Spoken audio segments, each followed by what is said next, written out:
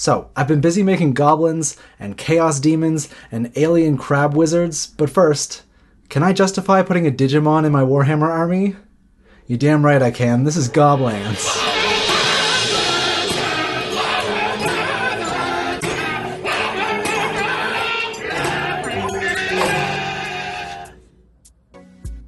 There are a few things that I can think of that are less 80s than Digimon.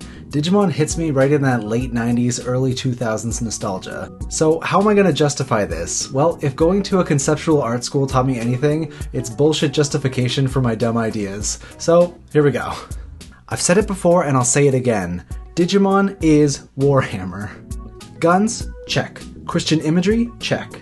Dinosaurs, bugs, and rats? Triple check. There's no denying the overlap in aesthetics, but how is it going to fit into my 80s theme?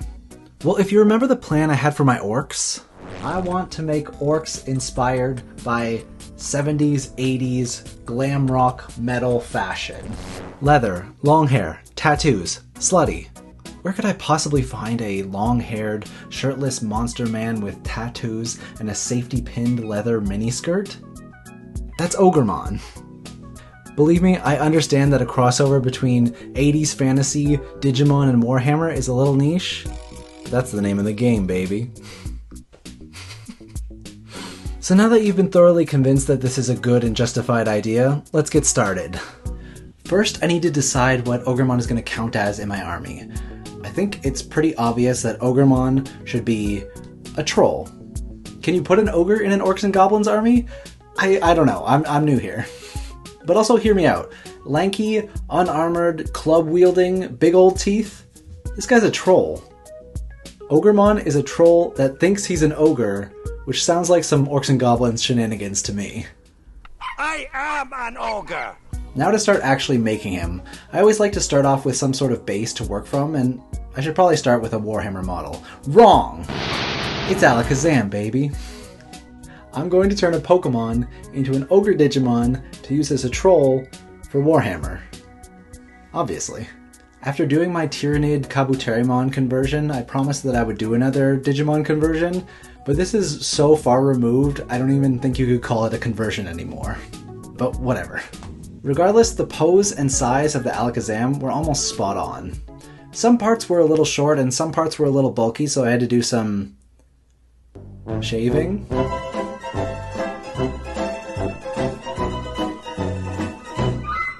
As I sculpted, I went back and forth between Milliput and green stuff, because I'm cheap. Milliput is a lot cheaper, but worse in basically every way, but it does help to build a stronger foundation to work on top of. I'm always afraid when I do something like this that people are going to think it's dumb or too far removed or something, but every time I show people something like this, the response is always overwhelmingly positive. The weirder, the better. My friends were psyched when I showed them this model, and I'm pretty sure you will be too. I think Warhammer gets a bad rep for being too gatekeepy or too nitpicky, but in my experience, everyone in the hobby has been so cool and overwhelmingly in favor of weird shit. I kind of feel like I've been holding myself back, like I've had weirdness ankle weights on for years, not wanting to go too far outside the box when I'm making stuff. But I think it's time to take the weights off and just go full power weird. With the head mostly done, it came time to put it all together. I thought it would be funny to add Alakazam's ears back onto the model as shoulder spikes, and then I blended everything together and added all the finishing details like the wrist wraps and the gauntlets and the belts. Honestly, this thing is looking so badass and totally fits with the rest of my army.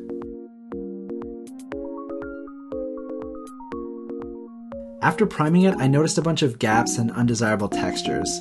This will often happen when sculpting from scratch. A trick I've been using to smooth out some of these areas after priming is to use gesso. This is the gesso I used to prime canvases. It's still a primer, but it's a lot thicker than the stuff you use to prime minis. Since it's so thick, you can use it to smooth out some of those undesirable areas and blend areas together. But at the same time, it will also cover up detail, so use it sparingly. Then it came time to paint. Honestly, I really struggled to paint this guy. I think my main problem with it is that I wish I was more experimental with the color choice. All the paint jobs that I've done so far that I really liked have been really experimental, especially when it comes to skin tone, and I wish I'd done more on this model.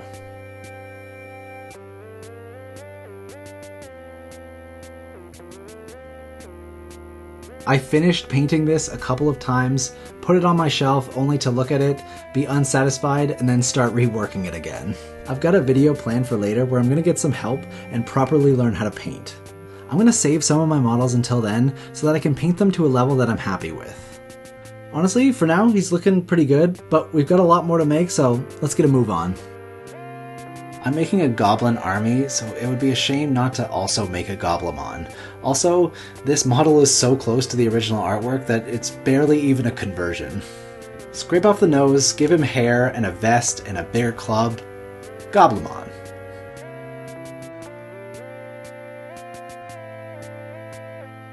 Someone suggested I do these Digimon conversions in my first Goblins video, and I'm so glad they did. I'm so excited about the ideas people are giving me for goblins in the comments, so please keep those coming. If you have any weird ideas or units you think I should include in my army, please let me know. Also, if you have any 80s movie recommendations or things you think I should watch, please leave a comment. As part of my first round of goblins, I did my first Patreon request. My friend/patron Mel asked me to make a tea goblin, so you know I had to do it to him. I started with some really rough concepts. The first idea I had was to give him a trunk so that his head looked like a tea kettle. When I think of tea, I think of the Mad Hatter. I love the precarious stacks of cups and plates that they animate, and I wanted to include that in the model. But the Mad Hatter is far too caffeinated. I feel like a tea goblin should be chill and cozy. So I gave him a tea cozy as clothes, and I gave him a woven basket that he uses to collect herbs to make into tea.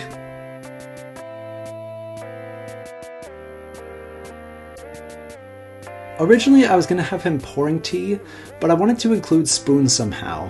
I failed to make a spoon small enough to fit around his neck, so I decided instead to give him a giant spoon to use as a weapon. Although the tea goblin is obviously a lover, not a fighter. I spent way too long on this, but I'm super stoked with how it came out.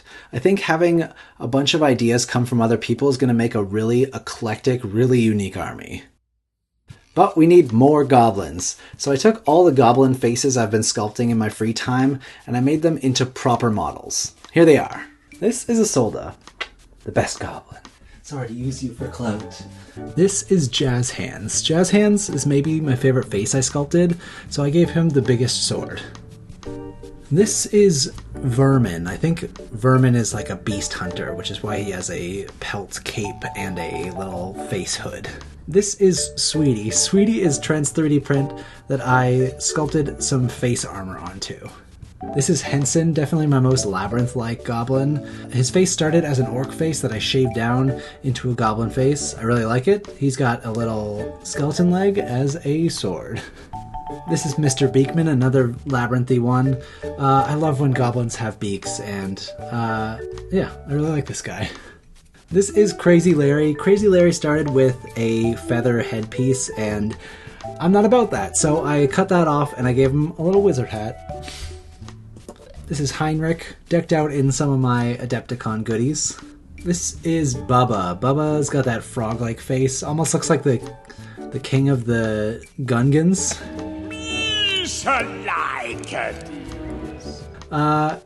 Yeah, super happy with my goblins so far. So let's talk about why I got into Warhammer. Is it to make art with the most generous and creative community I've ever seen? No. It's about gaming. I'm a gamer.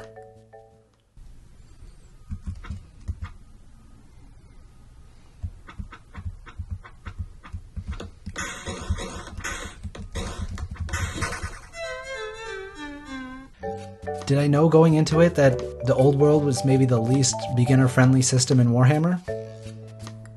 No. I was informed of this, and the fact that all my models are based wrong, by my friend Noe. Noe is making a Tzeentch army for the Old World, so we decided to do a little sculpt swap. He said he would sculpt me a goblin, and in exchange, I would sculpt him something chaosy. As a gamer, I obviously know what that means. When I asked my friends, they said chaos is, you know, whatever. With my limited knowledge of Tzeentch, I looked through my bits for some kind of inspiration. I thought because Tzeentch is kind of birdy, that I could incorporate that into the sculpt. So I found this knoll. Not a bird at all. But I thought I could turn these legs into bird legs pretty easily. So I did that, but that didn't really give me much inspiration. So I started on the face. I started with this Fishman mini, flipped it upside down, and started sculpting on top of it. I really liked how it had kind of human teeth, so I made sure to keep that intact. But with no real plan, it kind of just ended up looking like a boring bat-like demon. So to make it more interesting, I sculpted a second pair of eyes on it, and then I started to get some ideas. So I went on a call and I asked my friends what I should do about the arms, and they agreed that they should be wings. This kind of pissed me off, because if there's anything more annoying than sculpting hands, it's wings, especially teeny tiny wings. So to get started, I cut up this lid and started making teeny tiny wings. The pose didn't really work for a creature with wings, so I decided to make it a mount instead, but this meant I had to make an armature. This honestly took forever, but eventually I was happy with it and started sculpting on top, completely covering any sign of the knoll. It started to look kind of wyvern-y to me, so I gave it a scorpion tail I had left over from another project. With the wings and tail attached, it started to look really sick. I used my patented method of destroying bows to make cool horns to give it cool horns. I know I'm gonna regret this when it comes time to make archers later, but that's a problem for future me. But it wouldn't be a horrible niche creation without hair. So with that, we've got a Chaos Demon Mount. I hope you like it, Noe. I ended up going way harder on this than I meant to, and I'm kinda sad to be giving it up, but I'm sure it'll serve well in Noe's army. As I was editing this video, Noe sent me his goblin sculpt, and it's so good and it's fully painted, so now I've got to paint mine. Dang it. Let's go. I did most of the painting for this off camera. It was pretty straightforward. I knew I wanted it to be blue and pink to represent chaos, and honestly it all went pretty smooth. Shit.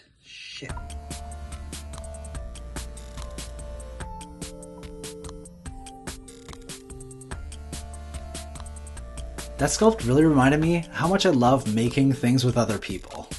My friend Jay made a game called Forge of the Cosmos. It's a collaborative world-building art game. I played it with a bunch of friends and it was an absolute blast. And then some anti-gun tech. I'm sweating. But that's fine. I will concede. I made this ancient alien crab wizard inspired by the session we played. I did a really fun mix of sculpting and kit bashing for this. My goal was to create a character that was equal parts alien, crab, and wizard, and I feel like I nailed it. She's weirdly beautiful to me. I don't know what I'm going to use this model for, but I love her.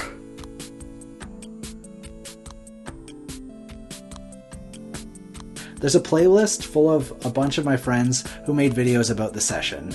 I didn't do it in time.